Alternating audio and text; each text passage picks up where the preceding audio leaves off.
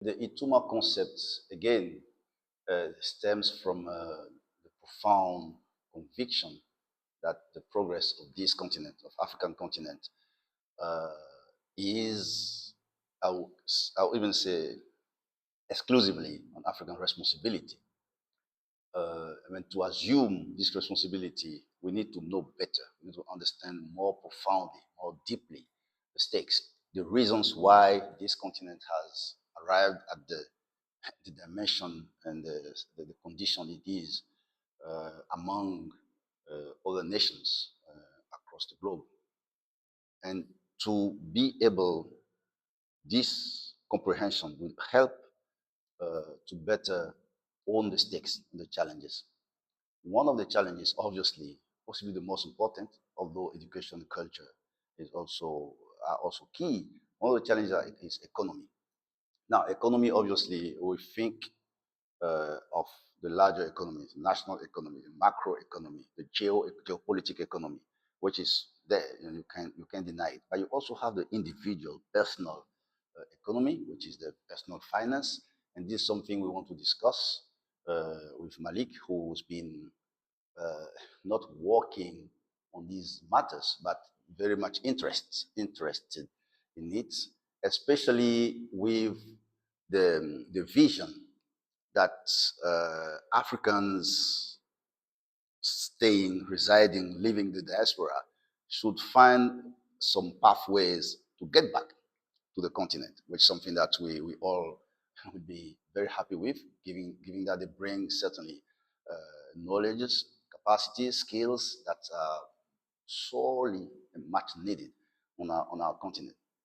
So Malik, you have been developing, elaborating a concept, the fire concept. Maybe we should start with you telling us what it means, telling to people who are not well versed in economic matters like me, what it is, and then maybe with that understanding as a platform, we can have a discussion.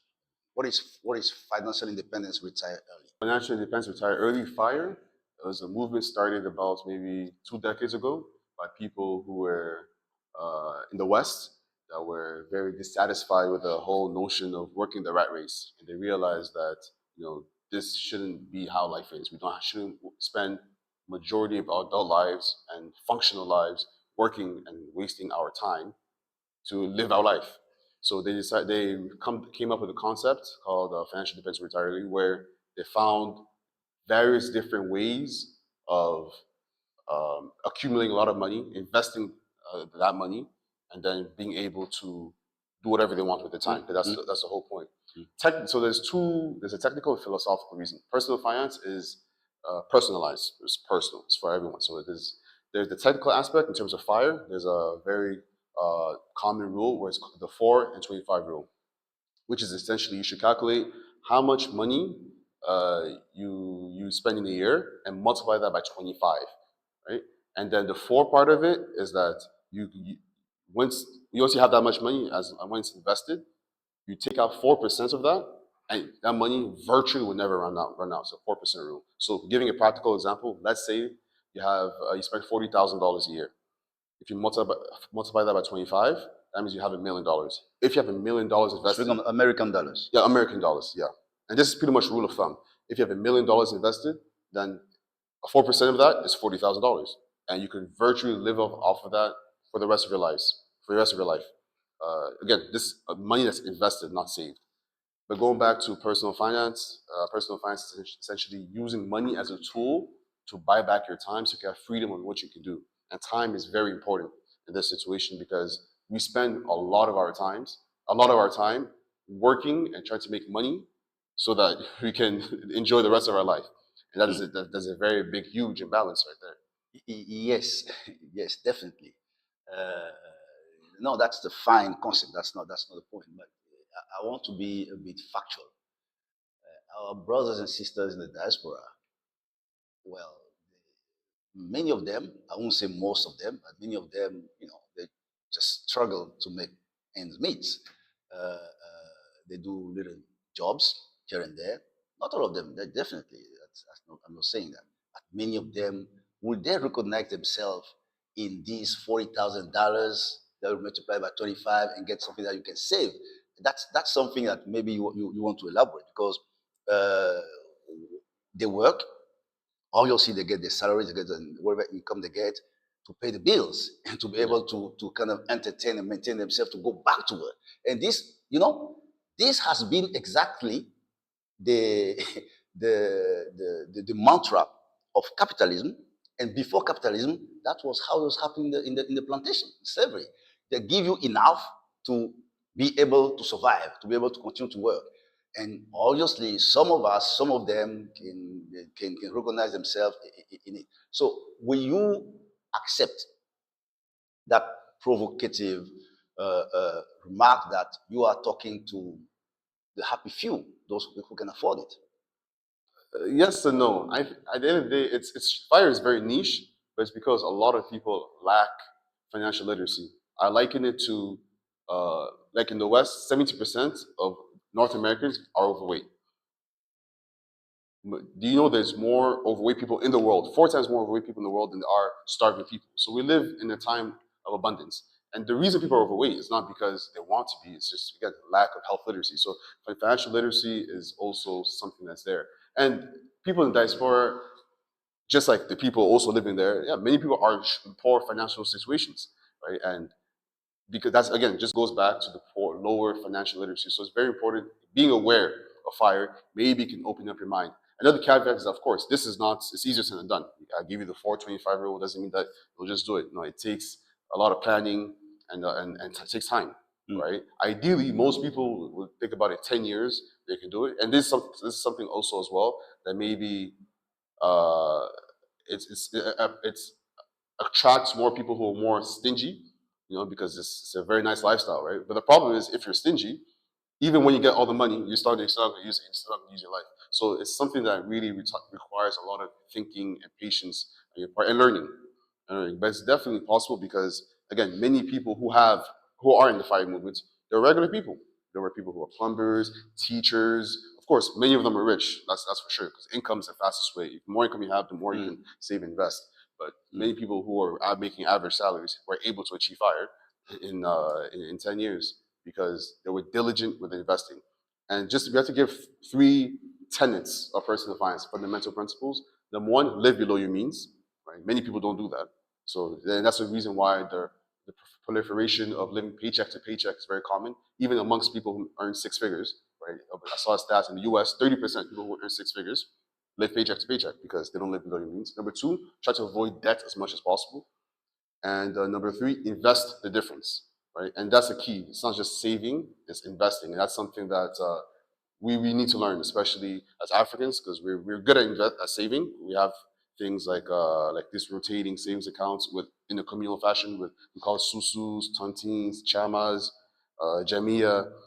So that's very good, but we need to start learning to invest in the proper vehicles so that we can actually make our money work for us. Yeah, that might be because we never certain of tomorrow. You better have your cash instead of we've been through across this continent a lot of scams, even at the national level. A couple of years or a couple of in less than 10 years or 15 years in Benin, you have the huge scams nationally. 25, 30 years ago, you have a national bank that went bankrupt and couldn't pay back the customer. So people have this fear. So that's something that we need to be educated to, possibly.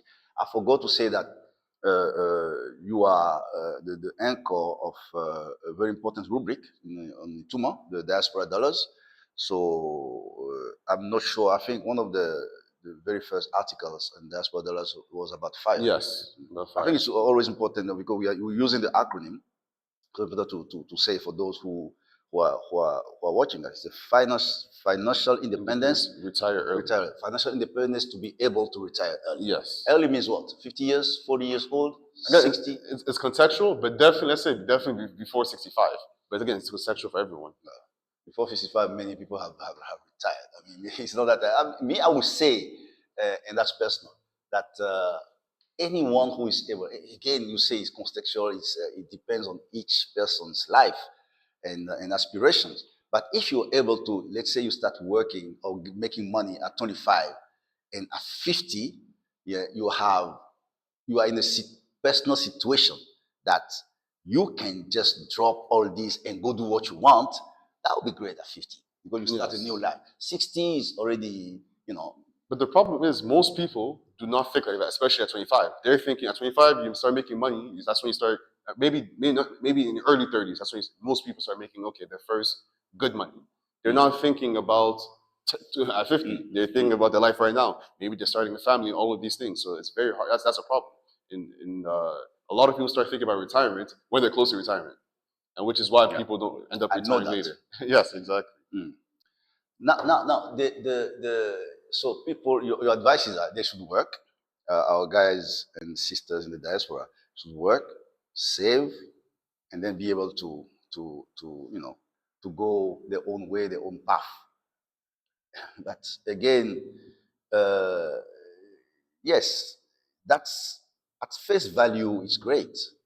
It's great. But now, me, I've run into many people who do just that. They work hard, they save a lot of money, and in the end, they haven't really lived. They have been working to save the money to be able to. Me, I have cases of fathers and mothers, glorious people, because I call them glorious people. They were working hard. I saw them in the international system. They have a 2-year contract. They came to work hard. They saved all the money they could to get the kids to go to study in Canada or in France or in the US. That I found it really, really, really, really glorious. But in the end, we set that this apart because it's a parents kid stuff, and obviously the parents want the kids to go to the upper echelon. But do you live a healthy life if all of your money you have to save it because of tomorrow or after tomorrow or etc.? In the end of the day, I don't know if in the end you don't pass a côté of your life because of this. Is it recommended? Personally, I would say no. I say you have to manage to live a life where you have to save and invest, but you still have to run a life as a human being. Especially if you make money. I understand somebody who is poor not making money, his life is has questions. Somebody who makes some amount of money, will he devote everything to saving and living like a poor person because of tomorrow, because of a better tomorrow? I don't know. Personally, I would say I will try to find a balance, but I still want to live. Of course, let's say what you said, it's very personal because it depends. Because like, there's two ways to look at it. You could go the extreme route, like many people do it. Many people think that's what fire is, where you just live off of noodles and tuna, and then you save all your money and then retire. And then there's other people who also try to find a balance where, okay, and these are the people who are very, that's when you need to be very technical savvy. You got to know about tax strategies. You have to know about your investments, when you can take out this investment, how you can move things around.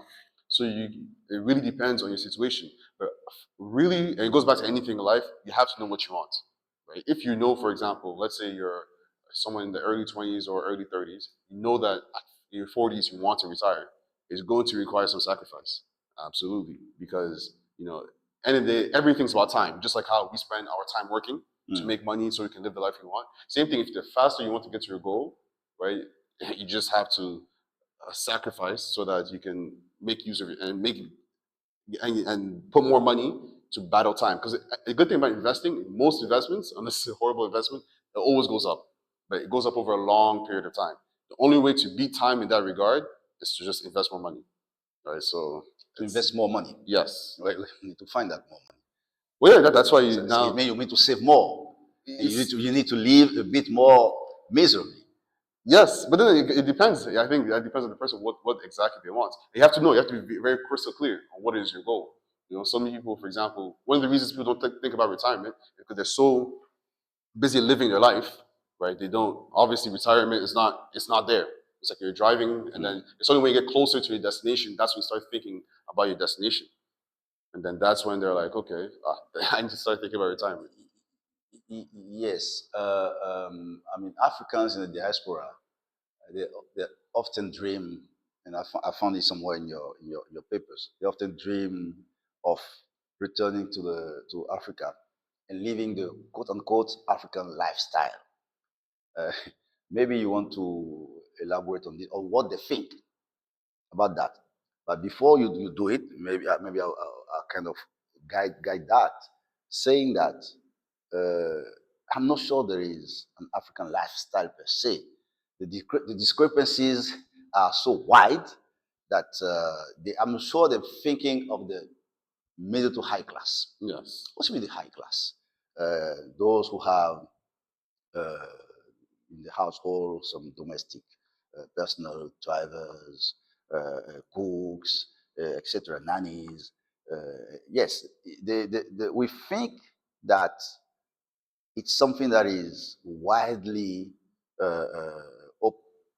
operative in Africa, where when we looked up 5 to 9% of African household have all these domestic staff.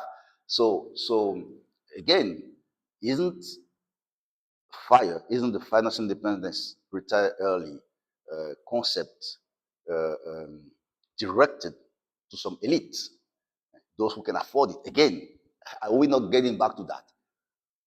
Because it's not enough to come from the diaspora and to be able to afford anything. If in the diaspora I was just struggling to get something and I still want to come back to my country, will the advice or the recommendation, the proposition provided by the fire concept be available to me, possible for me to afford? What would you say? I think Is it not elitist? I think that's a different conversation. But you can make the argument if you won't say it, but if it's not elitist, people in diaspora technically are the elites of Africans who are here because they live much better lives objectively, anyways, right? They're part of the upper class regardless. Even though you may be in the UK, working, a minimum wage job there, you probably make more money in one day than someone makes, the average person makes in 3 months. But you're spending it all at the same time and paying the bills. Yes, over there. But then now, if you plan on coming back, then that's the beautiful thing about fire. And a lot of fire is mainly targeted towards Western people, right? And Western people, they're the ones who pioneered this thing, and they're the ones going to either other Western countries or they're going to Asia and stuff like that, or Mexico. There's not much fire African in the discussion. In Africa, we can shortcut this thing because the cost of living is much cheaper than a lot of places, right?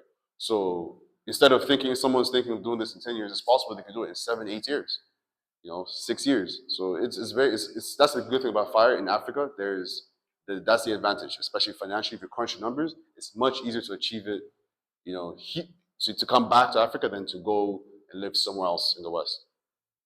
Mm-hmm.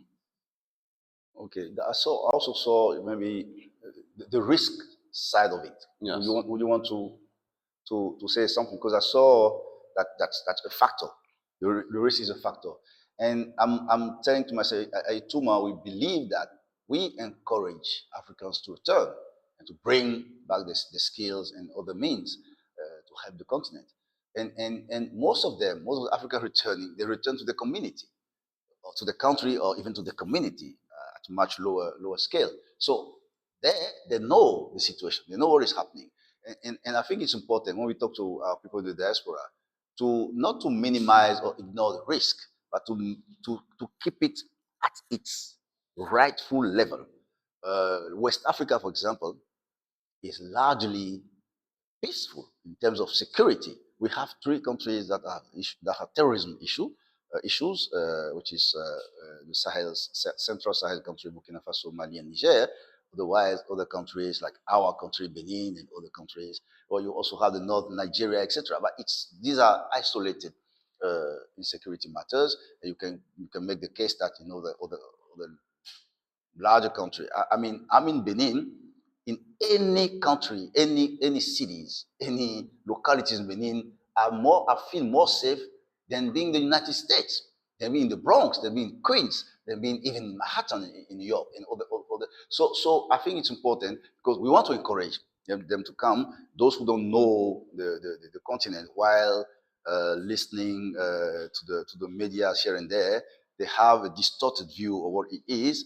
And I think in the concept of the financial independence, retiring early, we should also be factual. I mean, be realistic, but realistic to the extent of telling them that, well, it's localized.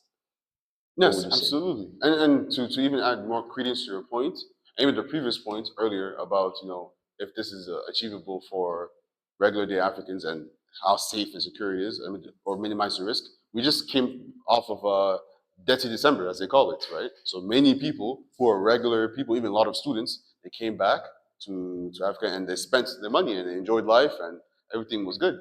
And this happened in Ghana, Nigeria. We had the AF festival here. So it's, as you can see, it's great. It's safe, and they probably have less incidents, than they do in the West. And it's a good situation. Mm-hmm. Mm-hmm. But there are still risks still, because I think life is about trade-offs, right? You may come, the risks may not, it depends, like you said, security, but the other risks, for example, like infrastructure, right? It becomes to healthcare, banking, road infrastructure, electricity, all these things. Some places, obviously, depends where you are, but some places may have bigger issues than other places. So these are things that you definitely have to look at yourself. Like anywhere else. Yeah, exactly, like anywhere else. That's my point. It's not specific to Africa. Obviously, we're not talking about countries at war, but otherwise, the larger part is not at war. And now, I think the risks are not security. The risks are more uh, social. Because when you are in the diaspora, you live uh, mostly in rich countries, or a country that can afford some level of degree of economy. You come back to our countries, it's possibly the contrary. And and your buying power has just been reversed. You have more buying power here than there, and then you become, so to speak, another person, and that's with the social interface that we'll be having. It can trouble you, because a large majority is in need, and now it depends how you relate to that, and that's possibly is the most difficult part, to relate to not one or individualized or isolated persons, but a large majority of people that will be interacting with who are in need. And I think that could be a risk that maybe you want to explore, and I don't know, put part of your concept. Yeah, definitely. I didn't address that before, but that's a very good point. Mm. So, on a personal level, what to be for you? I know you've traveled to few countries on the continent. What would be for you your top three most welcoming countries in Africa? Okay, so for me, on the personal level, number one, Benin. I'm from Benin myself. It's a great country. Especially over the last couple of years, growing up, I've always, most of my life, I've lived abroad. And growing up, I was coming to Benin almost every summer, especially during 2010s. And then in recent years, I've really seen the change. Especially I've taken a couple, like 2-3 year gaps is coming, and I've seen almost a completely different change. So it's a very welcoming country, very safe. If you're earning money from abroad, you come here, your purchasing power is good. Yeah, that's number one for sure, no question. Obviously, I'm very biased, but you should come and see. You should come and see and tell me what you think. And number two, I would say for most people, I would say South Africa. As you know, a lot of people, I used to not like when your celebrities say they went to Africa, they went to South Africa. It's like, there's no difference. It's like, it's basically a mini America in Africa. But at least if you want to get acclimated to the area, or you still want to get a lot of Western amenities or infrastructure or culture, come South Africa. It's great. Again, in terms of fire, it's a lower cost of living. So you have more disposable income. Things are cheaper, and also when it comes to investing, you don't have to be in South Africa to invest in the South African stock market. But the JSE, the Johannesburg index, is the sixth best performing index in the last 110 years. So it's a very, very stable economy there and powerful, and there's also opportunities there. Third country, it'll have to be a tie between Mauritius and basically pretty much any country in West Africa, Ghana, Cape Verde. Mauritius, because they've actually, like other Asian and the European countries, they've actually formalized an institution for early retirees to go in there and live. It's a very much advanced. It's an island country, you know, same amenities that we've been mentioning earlier. So I would definitely recommend that. But this is the rule there is going to be on 50 minimum 50, but it makes sense. Most wealthy people, anyways, are over the age of 40. So Ghana, Cape Verde, I've been to both, and I really like Cape Verde. Ghana, obviously, again, it's a great country. Would definitely recommend. Yeah.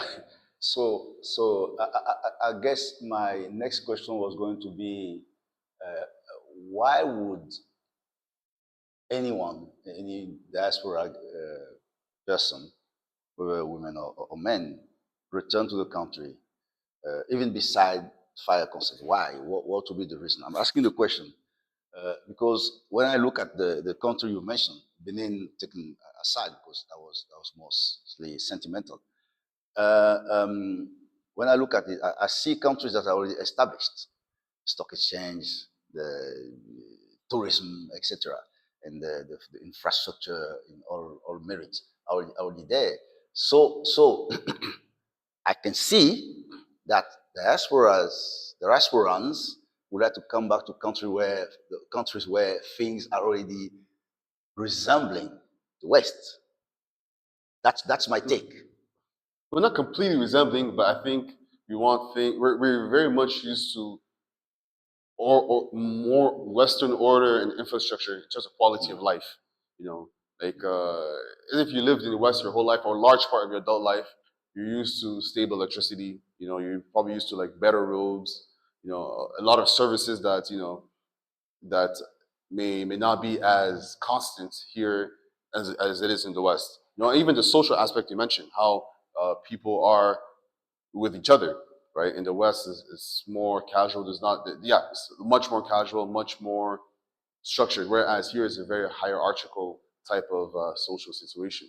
So I think it will make it much easier for someone to come. However, we also have to remember there's people who are like me and others who they've probably come back to their respective countries, you know, a couple frequently. So they're already aware of some of these things. So that wouldn't be much of an issue for them.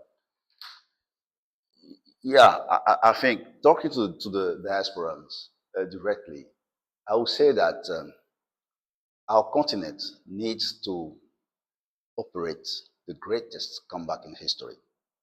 This continent has been great, among the greatest, and then historical circumstances has put the continent down. It's the reality, and we are trying to revive it. Anyone with their own capacities and willingness. So there is work to do.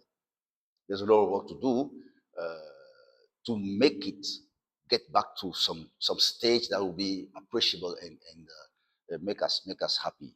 So everybody is needed, whether from within and obviously from outside, because you guys from the diaspora bring a lot if you put your mind into it.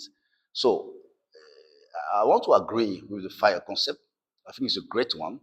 And what I would say in addition is that achieve fire and come with your sleeves rolled up, not to live an African lifestyle.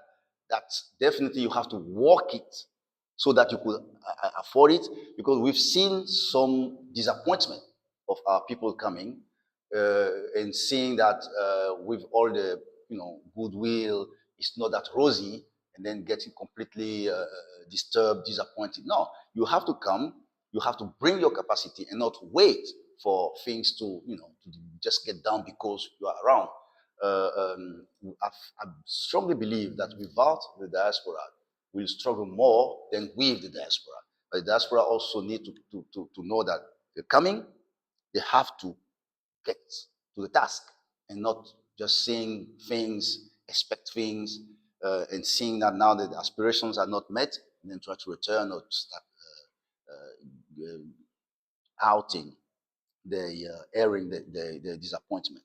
So that would what I would say as my mot de la fin. Maybe you want to tell us something, and then we close this discussion. I'll leave this off with a quote. It's not from an African, unfortunately, but it's very. This is applicable to all peoples. And it's a former American president. He said, John F. Kennedy. He said, "Don't ask what you can do. Don't ask what the country can do for you. Rather, ask what you can do for your country." I think that's really powerful. Kennedy. So, yeah, John F. Kennedy. Yes. So he didn't find any African quote. You know, one of our principles in Itumo Institute is that we quote African philosophers, African thinkers, African academic and intellectual. We don't deny any other quotes, but we want to quote them as a privilege to them, because whatever has been said, they have said it. So it's important. Anyway, thanks for the FIRE concept. Again, FIRE is financial independence, to be able to retire early. We really wish everybody, all Africans, and especially those in the diaspora, to apply the financial independence to be able to retire early in Africa and on our continent. And we are waiting for you. Thank you very much for your attention.